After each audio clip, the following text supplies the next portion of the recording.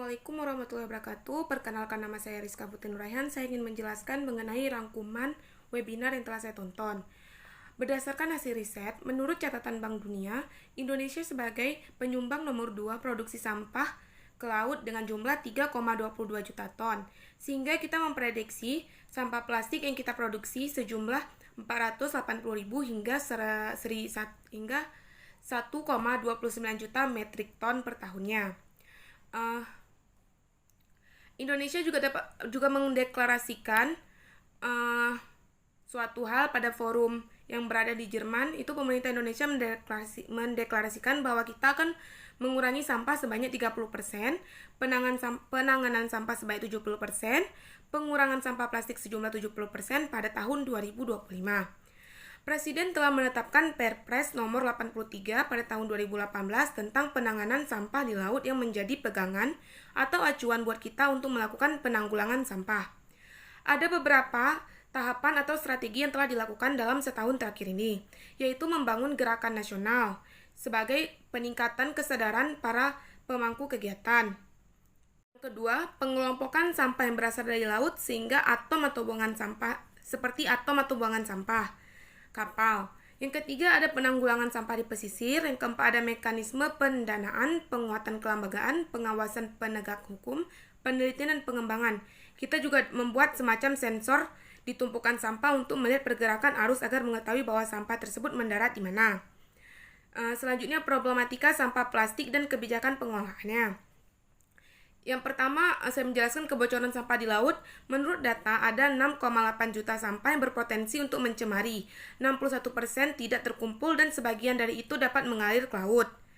Kebijakan yang telah dilakukan itu seperti strategi atau tahapan-tahapan yang telah saya sebutkan tadi.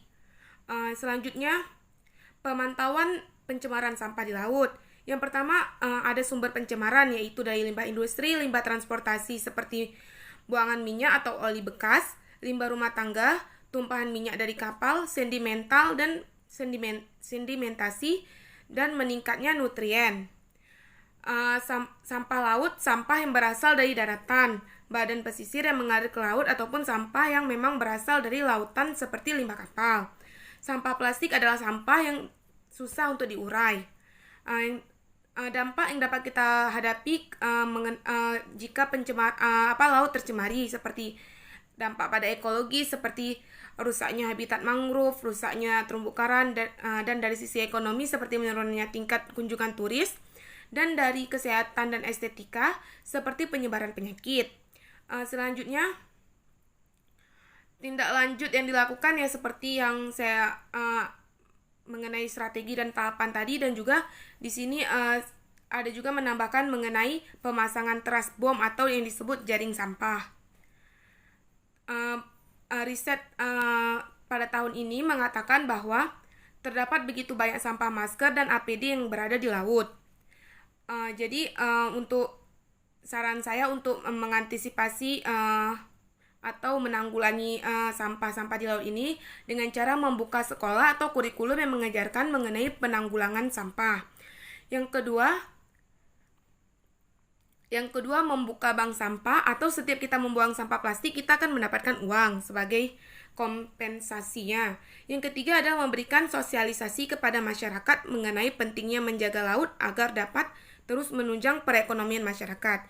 Sekian dari saya. Assalamualaikum warahmatullahi wabarakatuh.